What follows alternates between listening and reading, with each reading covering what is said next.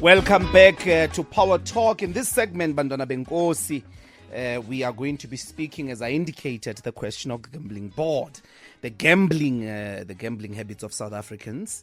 We have an array of important guests in this industry who are going to speak this, who are going to help us make sense of this. And if you want to join the conversation, 0861987000, it's the studio line. And firstly, we are joined by the Gambling Review Commission former chairperson, Astrid Luden. Astrid, welcome to Power Talk.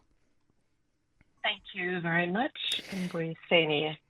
Good morning. Good morning. And, well, we are also joined by the CEO of the National Gambling. I just want to make sure. Yes, CEO of the National Gambling Board, Caroline Kongwa. Welcome to Power Talk, Mama, and thanks very much for joining us. Good morning, and good morning to listeners. Can I just correct? I'm not the CEO. I currently head the gambling board. I'm the interim head. The interim head of the gambling board. Yeah. So you're the boss. Yeah, I'm the accounting authority. Thanks very much. And Executive Director at South Africans Responsible Gambling Foundation. Sibongile Simelane, welcome to Power Talk. Hi, thank you, Dr. Ndlozi, for having me, and greetings to other guests. Thanks very much. I want to start with you, Astrid, just to a lot of layer foundation of the history of gambling in South Africa.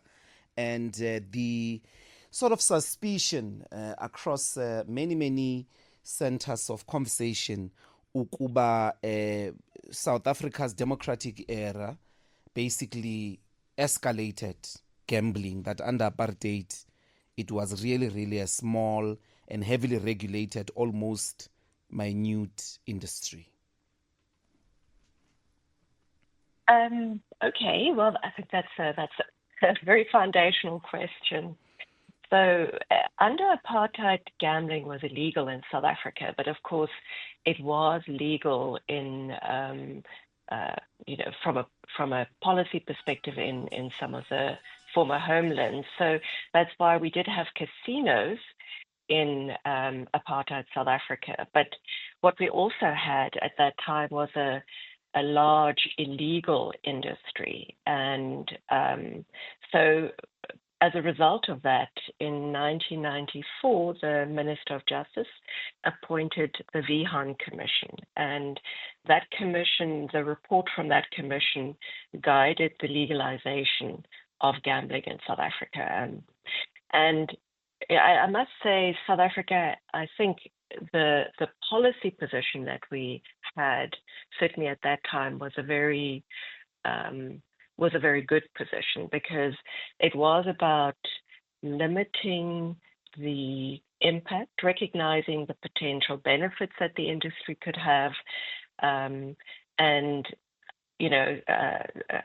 the potential for job creation, but also for revenue, particularly at a provincial government level, but of course managing this overall. So the policy was split between gambling, land-based gambling at the time, which were casinos, and then limited payout machines, so slot machines, on the one hand, and then the lottery on the other. So on the lottery, the intention there was, and the policy position was, that it should be about revenue maximization.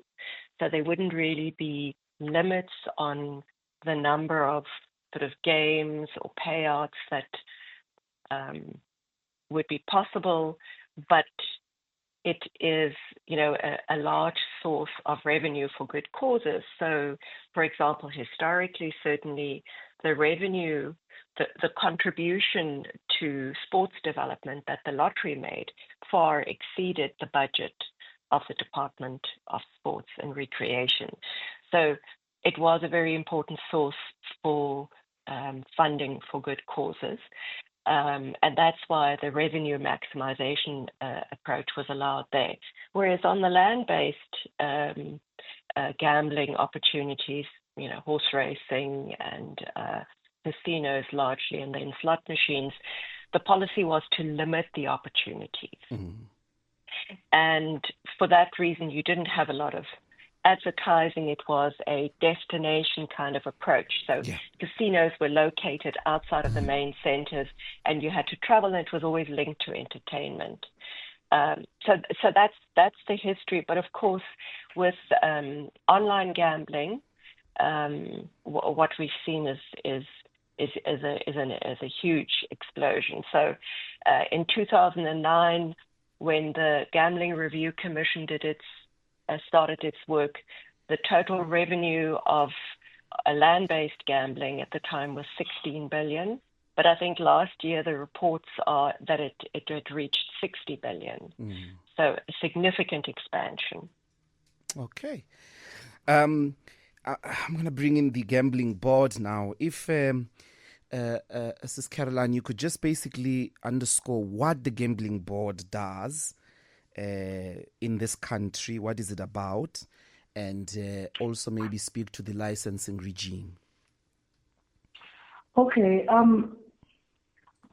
As mandated in terms of the National Gambling Act, definitely our legislation was premised on principles set out in the VN Commission that Astrid alluded to earlier on, and also, other matters that then were set out in the Gambling Review Commission. So overall, just to summarize our mandate, we mandated to monitor socio-economic patterns of gambling. We look at, how various gambling activities, problem gambling and trends actually take place. We specifically also look into the socio-economic impact. This is usually done through research where we focus on not only the economic gains, but also the negative impact, and this will be talking addictive or compulsive gambling and the extent to which it may be on the increase or the decrease in various modes of gambling. And then again, research is purely based on, sampling a percentage on number of individuals in the population. Then we also look at the monitoring of market share and market conduct. This is important because there's also competition commission issues that may emanate from dominance in the market. We definitely look at which sector in the industry is leading in terms of gross gambling revenue. We look at tax collection. We look at also turnover. I think turnover is a big one lately in terms of the figures.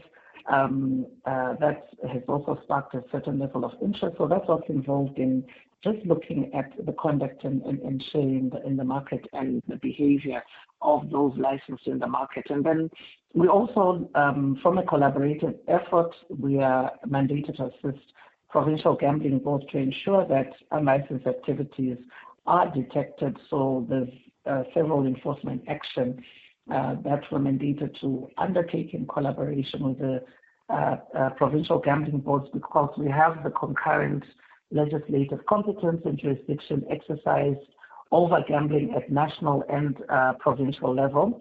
And then we also look at or conduct regulatory compliance oversight or monitoring on gambling licenses throughout the country. So these exercises also involve interaction with, the 9 provinces that actually license all the gambling establishments. We look at compliance with the National Gambling Act, provincial legislation. We also look at the conduct of licensees, whether then, conduct also is still aligned to the norms and standards set out in the Gambling Act. So that's briefly what the mandate is. From a licensing perspective, just high-level overview, per mode. We have 37 operational casinos currently, and this is as at the 31st of December, 2024. And then casinos is one of the modes that are legalized. And then in the betting sector, we have the bookmakers and the totalizators. The bookmakers, we have 355 that are operational. And then totalizators mostly linked to the race courses. We have 368 of them licensed. Limited count machine sector, we have 2,566 sites, and then bingo licenses are 66. So that's briefly what's the last one? Bingo licensees. Bingo. Yes, the game of bingo. So the licensees in that sector are 66. Okay. Yeah.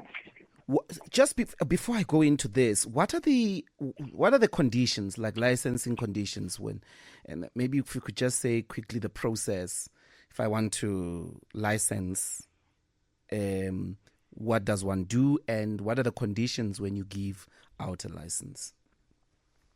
Okay, in terms of the licensing process, usually what the provincial licensing authority will do, because National Gambling Board doesn't issue licenses outright, we're only involved in the limited health machine sector where for example, a site licensee wants to roll out more than 5 machines, we come in on board and make a recommendation on application to the Provincial Gambling Board when they make that application to us. But overall, just to give a general view, I won't go into specific modes of gambling. It will involve an impact study that the Provincial Gambling Board would undertake, because they do look at various catchment areas, where exactly the establishment should be placed. And then they would advertise an RF request for participation or application, RFA. And then the licensing process also involves ensuring that one obtains the various zoning from the municipality, approval from there, also setting out to the gambling board that they've acquired or been able to secure the various premises. So in different modes, it would be different. With casino, there was always the investment, the establishment of the integrated resorts, where you'd have gambling and entertainment. We still do have that. Others, the betting sector, it would be, ensuring that you prove, you have a registered premises where you can be found, because that would be important, even bingo and LPM, limited health machine sector, because that would be important from a compliance perspective and inspections to ensure that the inspectors in the province are still able to get to your establishment and inspect and check compliance. So it would involve premises.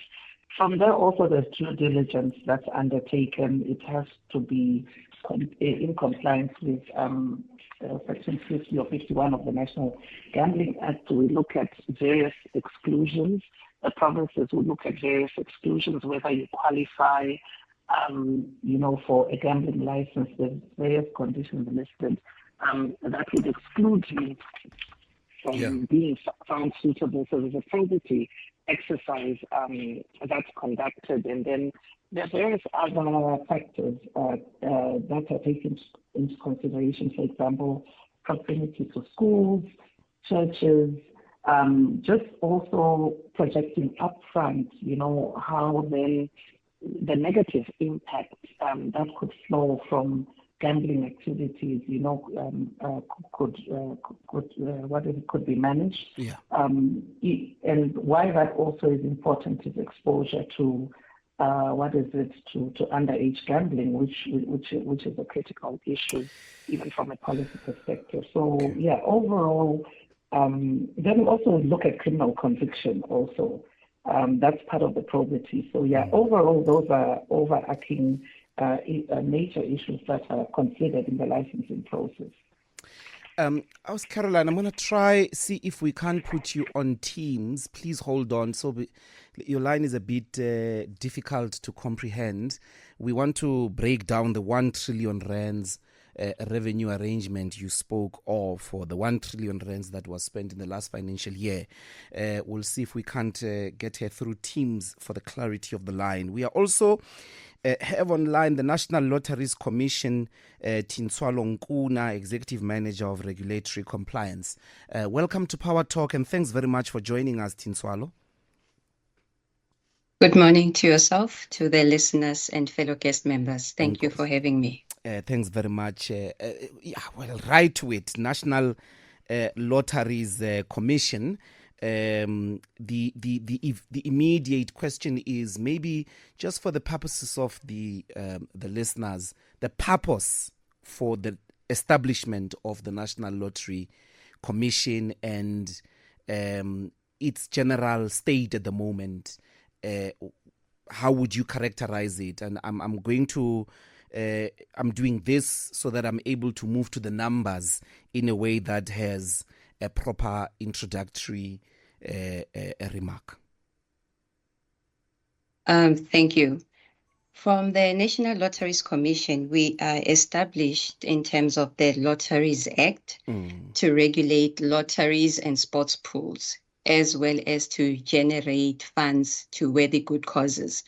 As Astrid mentioned earlier, the main purpose of introducing the National Lottery in South Africa was to raise funds to support the non-profit sector in sports, arts and recreation, charities, national heritage, and the environment. So from the proceeds of the National Lottery, that's where we get the funds to distribute to worthy good causes. The Act also requires us to issue a license in terms of Section 13 for operation of the National Lottery and sports pools. Your listeners might be familiar to your Lotto and Powerball games, which are the popular ones. The license is awarded to a single operator for a period of a minimum of 8 years. And as the NLC, we are responsible for ensuring that we appoint an operator that is fit and proper, that also looks at what games will be introduced. And with regards to the introduction of games as well, we have a mandate to ensure that we prevent overstimulation or over-participation in lotteries. From our stance is that you buy a lottery ticket and you walk away. It doesn't mean that if the jackpot is 100 million rand, you have to spend 50,000 rand for you to stand a chance. It's just that one ticket, and that hence the message of play responsibly in support of worthy good causes. So from the awarding of the license as well is to ensure that the games that are introduced also have rules in play that include the limits on how much a person can spend in buying lottery tickets.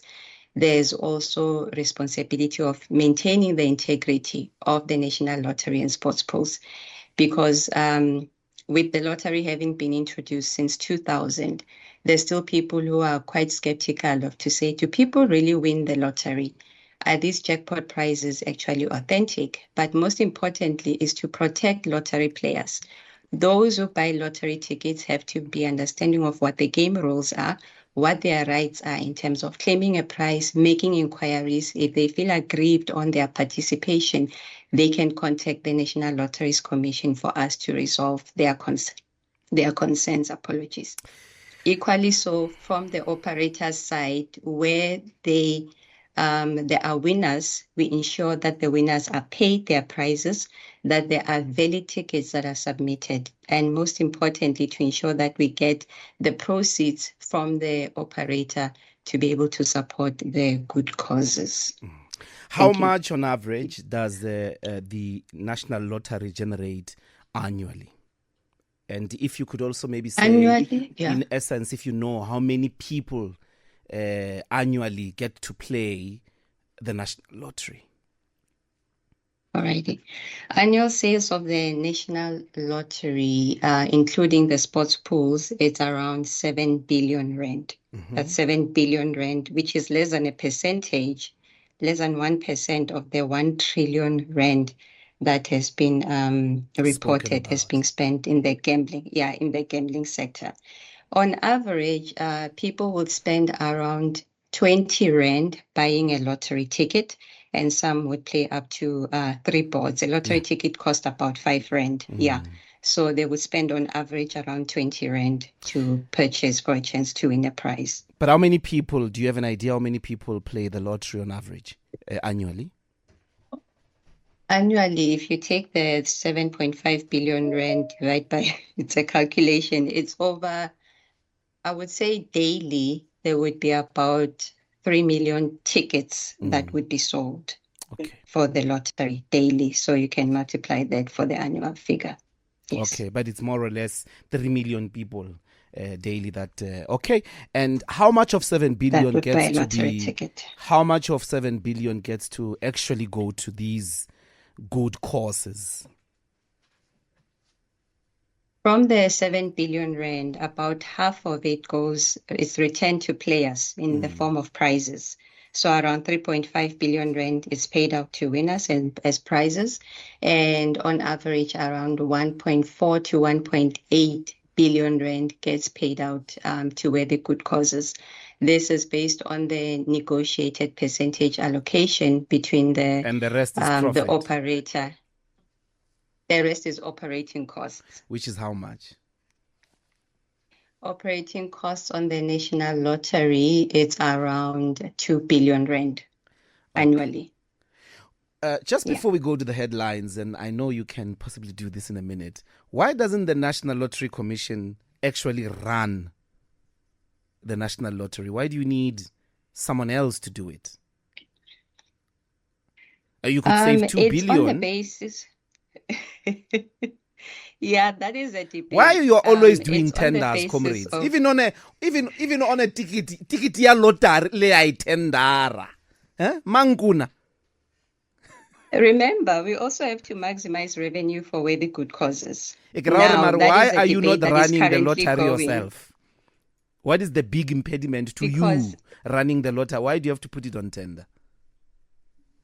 It has to go on tender. It has to be a competitive process to ensure that we appoint the best operator that will maximize revenue for good causes. Why are you not the We best cannot just operators give it. yourselves? Why not insource it? You're going to save 2 billion rands, and that 2 billion can go to these struggling artists.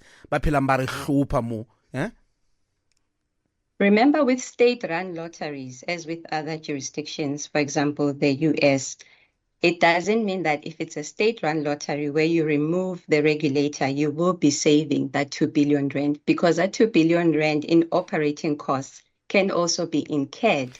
Oh my God, by surely a state if you have operator. tendered, a person doesn't take all that 2 billion to operations. They have to make a profit. You and I know that. But let's take the headlines. They have to make it. Yeah, you could be making that profit yourself. Let's take the headlines. That is Hume. When we come back, we're going to hear from Caroline about the 1 trillion rands from the Gambling Commission, and then integrate the Responsible Gambling Commission and what is it exactly that they do. Stay tuned. This is Power Talk. We are back indeed, speaking about gambling. We are really under the pressure of time. Caroline, I'm hoping that we managed to get you on Teams. Yes. Yeah, now you are clear as day. Okay. 1 trillion rands, Mntane Nkosi. Please break that down for us. What does it mean? Yes. I think to start with, what's important to note is we measure the size of the industry through gross gambling revenue and not turnover. Turnover is the rand value of money wagered. So it involves various sources of money. It could be the 10 rand that an individual puts into the machine, it's gambled, but then that money gets recycled because based on that 10 rand, you could win another 5 rand or even lose 2 rand. And it could be converted to 50 rand, and then you could even have complementary credits. You play that money and it multiplies that way. Yeah. So turnover isn't one single amount, but there's a multiplier effect in that there's complementary credits and also counted are the wins. So I just wanted to set out clearly what turnover is. Gross gambling revenue would be the percentage subtracted from less, basically money's less the winnings paid out to the punter and from the turnover, and then we get gross gambling revenue and then also tax. So we have noted, as I said earlier, the increased public interest arising from the reported increase in turnover, and indeed it exceeds 1 trillion rand.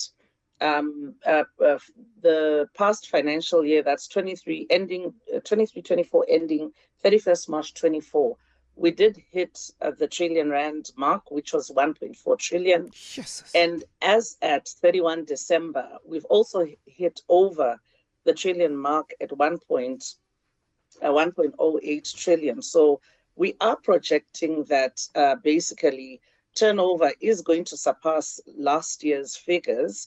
What it means is, yes, there's increased gambling activity. From a statistical perspective, we have Mpumalanga that accounts for the highest amount of turnover, followed by Western Cape and Gauteng, then Gauteng. However, the gambling mode that is accounting for the highest turnover is the betting sector at 74%. Betways. I'm saying the betting sector. Yeah, like Betways. Am I correct? Yes. Caroline, you. 1.1 trillion rands is about 14% of the GDP. That's larger than alcohol industry, who's generating about 220 billion rands. Are you telling me that we are gambling so much we have surpassed the alcohol industry, even industries like mining? I don't have the figures for the other sectors, but yes, if we go with the figures that you have presented, then indeed, it's something that is definitely of great concern. If we look at the overall economic health of South Africa, ideally you would look at an economic downturn which could lead to decreased consumer spending, but then on the flip side of things, what also seems to be apparent in terms of trends in South Africa is the fact that even when we're going through an economic downturn, gambling, continues to increase. So we haven't seen decreases, but there could be various reasons. For example, the tough economic conditions, high interest rates, or even loss of income could actually drive individuals to look to gambling as a means of income, leading to also, further financial consequences, even potentially indulging in illegal gambling for those who do not know the difference. And does this number include illegal gambling? No, it doesn't. It doesn't. Wait, we don't monitor is Fafi legal? No. So those China of the township, they are not legal, those people? No. Why are you not arresting them? We do undertake enforcement activities. So there could be more. I don't have enough time, but Sibongile Simelani, Executive Director of South Africa Responsible Gambling Foundation. What do these numbers represent for you people? Has gambling addiction increased?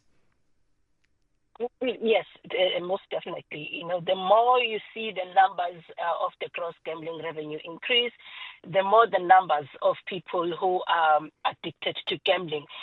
In clinical terms, we actually call it gambling disorder.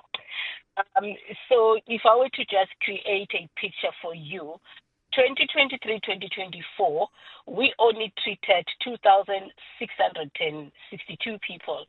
Fast forward to 2024-2025, which is our financial year end that ended on the 31st of March, that number has doubled. So which means and what were the revenue? What was when the number was at 2,000 people that you were treating addicted to gambling, what were the revenue numbers vis-a-vis now that it's over $1.4 trillion? I think Caroline will be better placed to assist because I don't have those numbers at play. But I think when you see the increase in GGR, you actually see that there's more people that are gambling.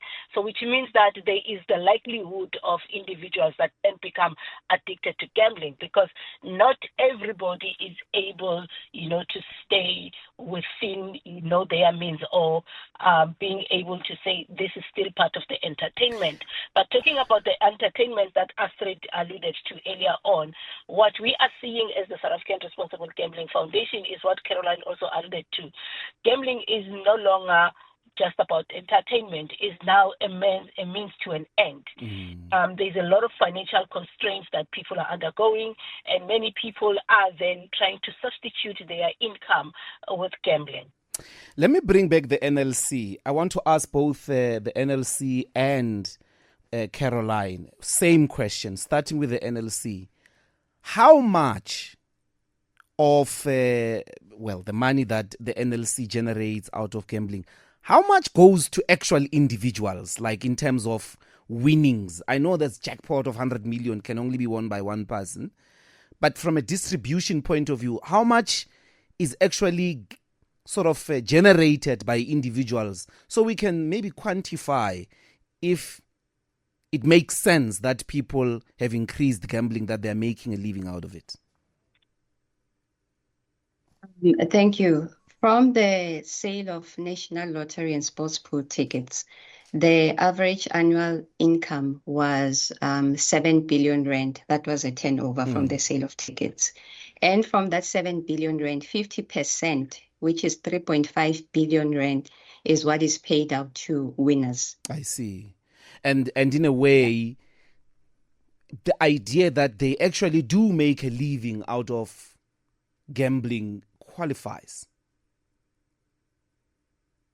I wouldn't see how that would cause someone to make a living when you have to spend 5 rand to buy a lottery ticket, because it depends also on your disposable income. Hence, we always emphasize the point that it's just the one ticket. You don't have to spend your earnings, your entire earnings, to win a prize. You don't think a person can make a living out of buying lottery tickets? Because, I mean, you can say they must buy one. Surely they don't. Yeah, but remember with the lottery ticket is you buy a ticket, you wait for the evening for a draw to take place, and you determine whether or not you're a winner. It's not an instant situation where you buy a ticket and then they validate your ticket and they say you've won, then you get your winnings, you buy again another ticket.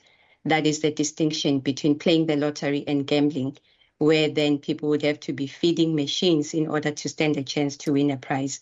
But here is you buy a ticket, you wait for the evening's draw, determine if you're a winner, the following day you claim your prize. Caroline?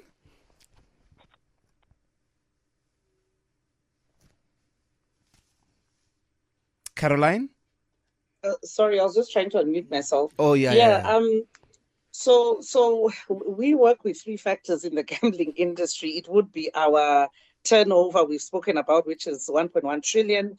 And then we have gross gambling revenue, which is over 60 billion. And then if you do a maths calculation, subtract, the rest basically would be 57.9 billion. If we round it off, we're talking to 58 billion. So that's the money that goes back to players in form of winnings.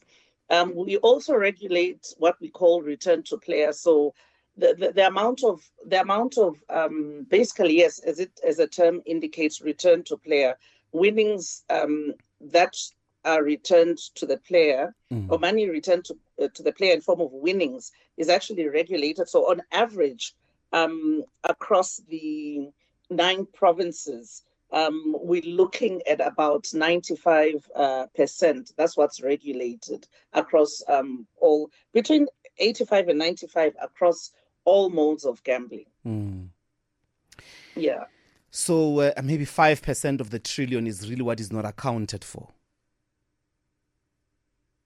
Yeah, because there's what is it? There would be discrepancies. Yeah. There would be discrepancies, but in terms of, for example, guaranteed revenue that goes to government, because apart from individuals, government also raises revenue, and 4 billion basically is what is raised in form of tax.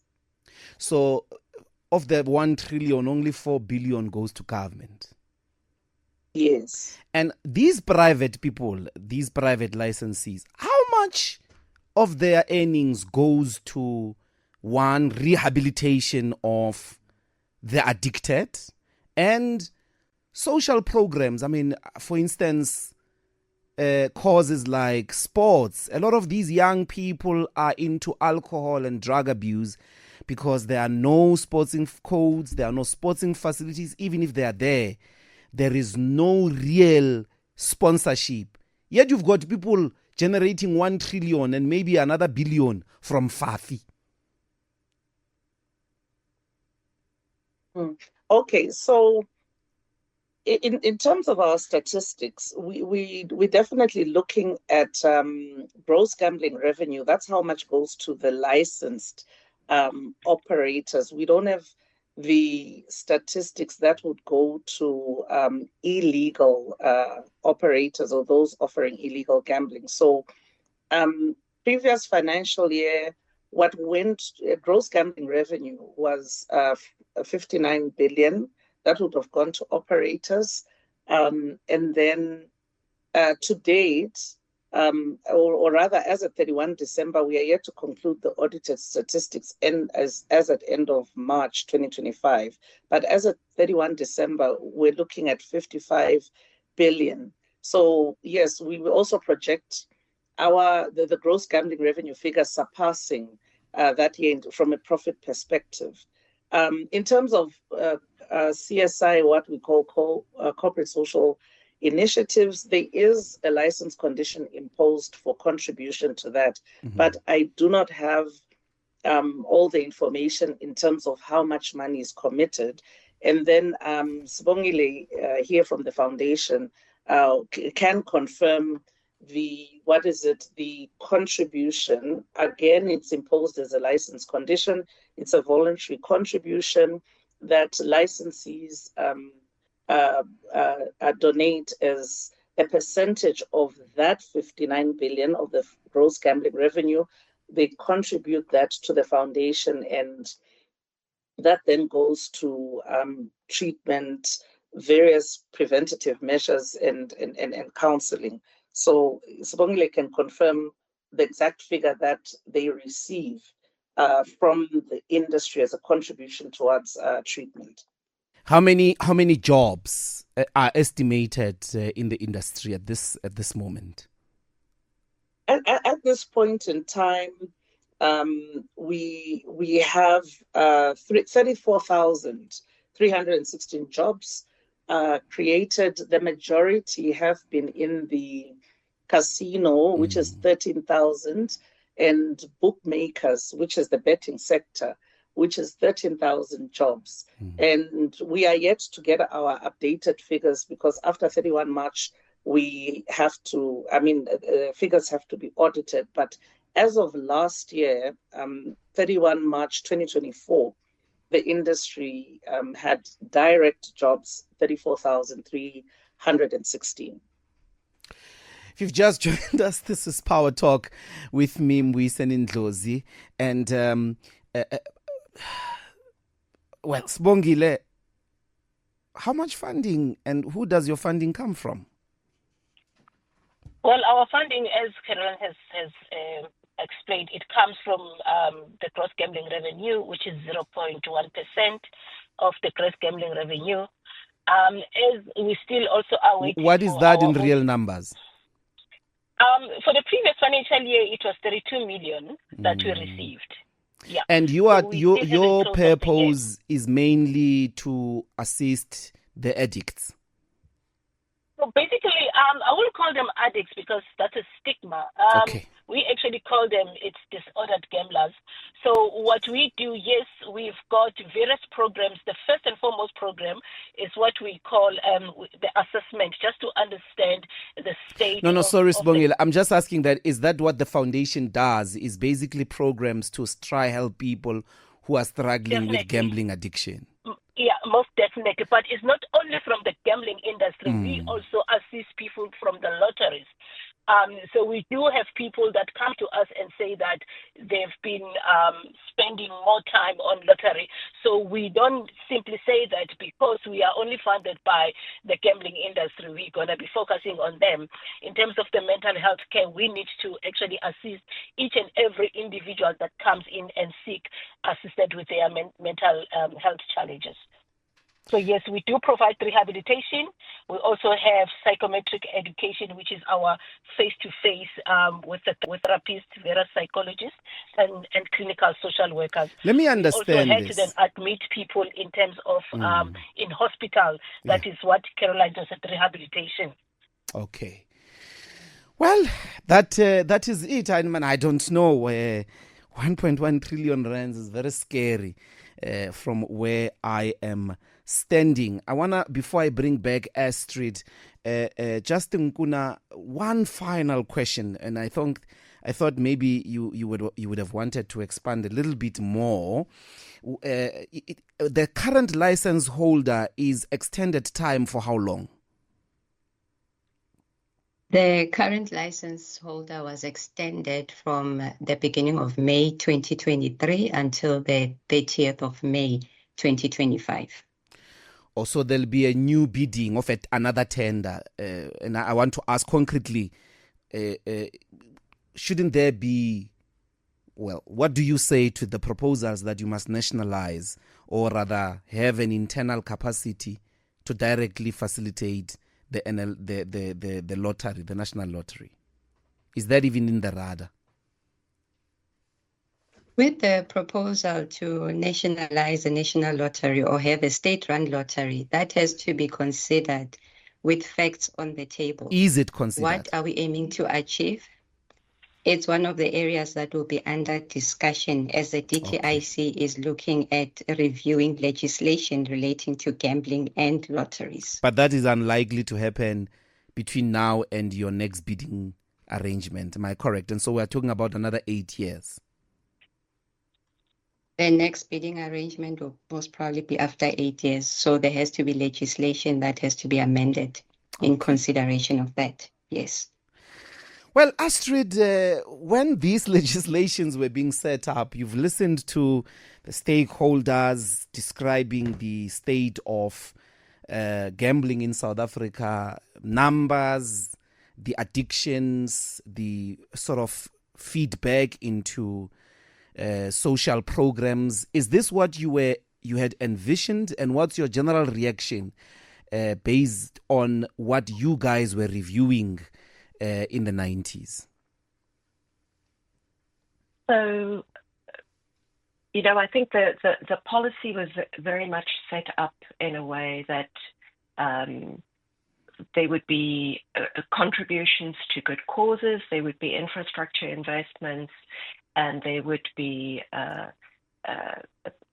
funding and programs to deal with the potential negative impacts of gambling, so problem gambling, and I suppose the ways it's considered now. I think what we were very concerned about in 2009 was the potential for the proliferation of gambling, and particularly online. I think around the lottery, I don't think that anybody would view playing the lottery as a job. I think it's very different when people think of card games. There certainly used to be lots of illegal card games. I think there still are now. Fast fee, illegal forms of gambling. Those, I think, are ways in which people do think they can make a living. I think the odds of you winning the lottery are so low that it's more. It doesn't mean that you can't get addicted to it, but I think the incidence of addiction around that are much lower. I think the problems really are around online gambling, and we saw that in 2009. We were very concerned about it. And so our recommendations at the time were that there should be, in fact, that the licensing for online gambling should be a national competence. It should go to the National Gambling Board, and it should be tightly managed. The challenge with online gambling is the challenge with as we've seen with anything online. It's very accessible. It's very easy to remain, you're doing it in the privacy of your home. Unlike, a problem gambler at a casino, the casino can in fact intervene. But I think the kind of interventions that we're seeing in online gambling are not the same as we see in land-based. So I think that is the big area of concern, the accessibility of it, and I think the limitation of control. The other challenge, the challenge has always been that at the national level, the policy has been about limiting the opportunities for, gambling revenue. It's not been about revenue maximization. So that's been the national policy. But at the provincial level, which is where the licensing happens, there's a strong incentive for revenue maximization, because revenue from gambling at a provincial level is, it's not constrained or by national policy. So that's, I think, part of the challenge. So I think those are issues that we do need to look at seriously, because, I'm now at the FSCA, and we have seen a rise, particularly around youth gambling. And I think so these are issues that we need to deal with from a policy perspective and from a regulatory perspective. Caroline, your last word. I mean, what Astrid is saying is this huge, important idea that existed at the time with regards to infrastructure investment or infrastructure development. Are you able, through licensing conditions and regulatory mechanisms, to push license holders to put some contribution into building schools, roads, bridges, hospitals, renovations of public facilities and all of that? Definitely. There's room and opportunity from that perspective, because what would be required is further amendment or development of policy and even legislation to ensure that we can properly regulate what could be fueling exposure, or rather proliferation, increased proliferation of gambling. So definitely, I mean, hence I said earlier on, we've noted the interest in, groundbreaking trillion rand turnover, which is money being wagered. And what we are in the process of considering also, so would be the fact that since what we've seen is a transformation of consumer behavior, and it's due to access to internet, utilization of smartphones or gadgets that are easily accessible, and then the shift from the destination approach, which is Astrid indicated and has been in the gambling policy, still even the policy approach to get your more destination approach, so that you provide the inconvenience of getting to gambling, as opposed to it easily being accessible. So we have also that particular regulatory challenge where even currently unrestricted advertising is fueling that trillion rand. We are concerned about public exposure to gambling through even sponsorships in the betting sector. Unrestricted advertising is legalized, but we're of the view there has to be further restrictions in terms of even time, because we subscribe to the fact that in South Africa we shouldn't expose gambling to underage or minors, but we have a situation where we have this open advertising on TV, radio, billboards, airports, everywhere, and then even minors are exposed. So there has to be further control there. Ultimately, the effect would be, if not only underage, but you definitely, it's supposed to have an effect on decreasing even problem gambling, because at times continued exposure without any restriction may lead someone to just take that chance. And again, it could be the one and last chance they have, and they've lost all their money. Okay. So definitely, as a parting word, we have put on the table the need for further restrictions in gambling advertising. We also note the fact that, yes, gambling is a technologically driven industry. So there is a shift towards online, but we haven't legalized online gambling.